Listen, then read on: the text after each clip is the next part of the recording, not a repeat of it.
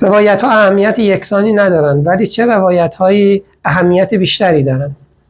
اگر از من بپرسند که مهمترین خصوصیت دنیای امروز ما چیست، فکر میکنم که وجود استدلال و حتی سندهای معتبر، قابل قبول و گاه یکسان برای نظریه‌های متضاد مهمترین ویژگی عصر ماست. خب در چنین وضعیتی ما چطور باید نظریه ها رو بپذیریم و پشت کدام یک قرار بگیریم وقتی که در بیشتر مواقع سندها و استدلال‌های یکسان برای نظریه‌هایی با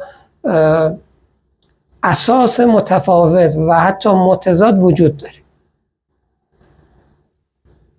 در زندگی ما روایت‌های وجود دارند که در اصطلاح بین المللی به اونها آرکتایپ میگیم و در زبان فارسی به کهن الگو ترجمه شده، گرچه من فکر میکنم ترجمه کاملی نیست.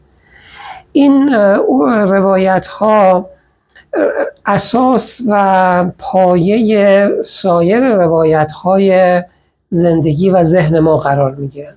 چند روایت محدود هست برای هر کسی که دنیا، پیرامون، خودش، آینده، گذشته و همه چیز رو با اونها میشناسه و سایر روایت‌ها بر اساس این کهن الگوها یا آرکتایپ ها در ذهن انسان پذیرفته میشن.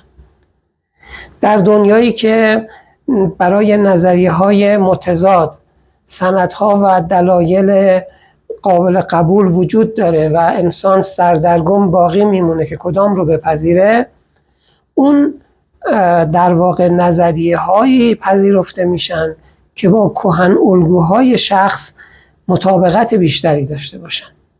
بنابراین اون روایت های اصلی و آرکتاب های ذهن ما تعیین میکنه که ما کدام یک از نظریه ها، برداشت ها، خبرها و در مجموع روش های زیستن رو انتخاب کنیم.